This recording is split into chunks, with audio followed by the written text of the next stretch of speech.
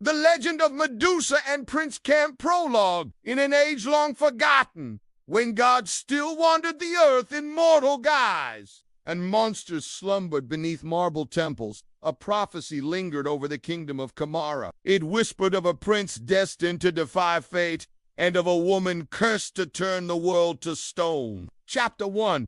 The Prince of Kham. Prince Kham stood upon the high balcony of his palace, gazing across the sprawling sands of the desert. His father, King Sennacherib, had fallen ill, leaving the realm vulnerable. Raiders prowled the borders. Merchants feared to cross the desert road. The dawn painted the dunes in bands of crimson and gold. A wind stirred, carrying the scent of myrrh and dust, of a monster with hair of living snakes. He was young, handsome, with copper skin and eyes dark as midnight pools. Yet the weight of the crown pressed upon him heavily. But none of these worries troubled Kham as much as the recurring dream haunting him since childhood, a dream of green eyes glowing in darkness, of serpents hissing, of a voice that whispered, "Seek me, lest doom consume all." He knelt before Kham. This morning, as he prepared to attend council, a palace priest approached. "Your Highness," the priest murmured, bowing low, "a merchant has arrived from the west. He brings troubling tales." Kham felt his heart quicken. "Bring him to me. There lies an island cursed by the gods. A woman dwells there. Medusa, they call her. Her gaze turns flesh to stone. Ships that stray too close never return." His loyal guard, Captain Rakotep, caught up to him outside the city walls. Chapter 2, A Tale from the West. Should she perish or remain cursed, Kham shall fall. Only you may alter her destiny and your own. The merchant was a thin man with sunburned skin and a tattered robe. Together they rode across desert sands under moonlight, heading for the coast. A darkness hung about it like a shroud. Birds circled high above, screaming. Days passed. They boarded a merchant ship bound for the Greek islands. "My prince, I have traveled from lands across the sea." Kham's mind raced. Could this be the woman from his dream? "Why come to me?" Kham demanded. "What concern is this creature of stone to Kham?" Some wept, some begged unseen gods. Some reached out as though trying to flee. "Because, my prince," said the merchant, "the oracle of Delphi proclaims Medusa's fate entwined with yours."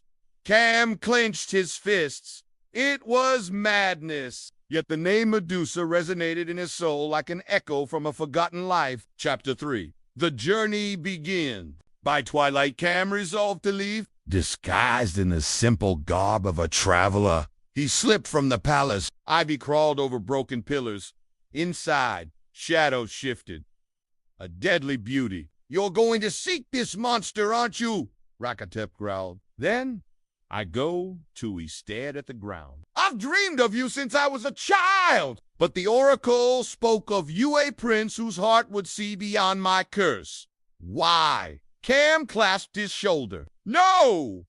This is my fate alone." But Rakotep would not be dissuaded. Through storms and sea serpents they sailed, until at last a craggy island rose from the mist. "This is it," said Kham. "Only true sight beyond. My monstrous form can break the spell, because you, Prince Kham, are the key to my freedom. She is not our enemy. The gods cursed me unjustly. I was once a priestess of Athena. Poseidon defiled me in Athena's temple. Or, for what they say I am. In fury, Athena transformed me into this monster." Chapter 4. The Garden of Stone. No.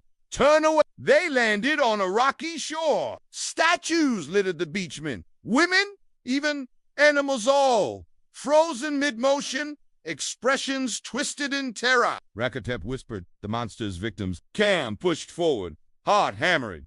The path wound between marble statues. At the center of the island stood a ruined temple. A towering figure appeared in radiant armor, Athena eyes shining like stars. "Kham," a voice hissed, soft as silk. "Why do you seek me?"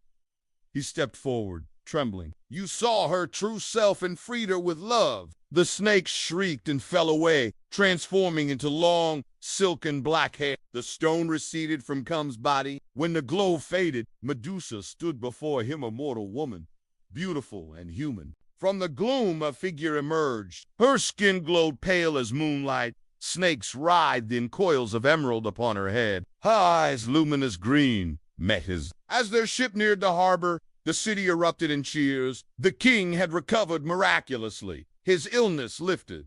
She was Medusa. Do you truly wish me to stay by your side, Kham? I bring danger and sorrow. Chapter 5. The curse unveiled. Lower your eyes, she said gently, or you shall join my garden. Kham obeyed. Medusa laughed bitterly. Medusa, now a woman of flesh and heart, walked among the people as queen, wise and kind. Tears glistened on her cheeks. For centuries I've been alone, my gaze a weapon. Kham lifted his eyes cautiously. He saw sorrow in her face, not malice. Tell me how to help you. Chapter 6. The choice Medusa drew near. The snakes hissed, but did not strike. Athena decreed, my freedom lies in one mortal act. Someone must look upon me in love, not fear. She touched Kham's cheek. But be warned, if your heart wavers, even for an instant, my curse will claim you. Rakotep burst into the temple, sword raised. Stay away from them, creature. No, cried Kham. Rakotep hesitated. Medusa stepped back, anguished. Choose, Prince Kham. Will you see me for what I am? Chapter 7. The gaze of truth. Kham took a trembling breath. He lifted his chin and met her eyes fully. The green glow flared. Rakotep shouted in horror. Stone crept along Kham's feet, knees, chest. Pain seared his flesh. Medusa wept, but Kham kept staring. He reached out, his fingertips brushing her tear-streaked cheek. I see you, he whispered. Not a monster, but a woman, betrayed, alone. A brilliant light exploded outward. Chapter 8. The goddess appears. A clap of thunder rocked the temple. You have done what no man dared, Athena declared. Medusa's curse is broken. She turned to Medusa. Forgive me, my priestess. I let my wrath blind me to justice. Medusa bowed low. I forgive you, goddess. Athena touched Kham's brow. Prince of Kamara, for your courage and compassion, I grant your kingdom prosperity. Go home and rule in wisdom. With a flash of light, Athena vanished. Chapter 9. To return, Kham and Medusa sailed home to Rakotep rode ahead, proclaiming the news. Prince Kham returns, and with him, the lady Medusa, savior of Kamara. Medusa gazed at the palace rising from the desert sands. Kham took her hand. You bring hope. Stay as my queen. Tears sparkled in her eyes. She nodded. Epilogue legends say that under Kham's reign, Kamara flourished like never before. No longer a monster, she became a symbol of redemption and of the truth that love can see past any curse. And in the desert winds, some still swear they hear Medusa's laughter, soft as silk, echoing among the dunes. The end.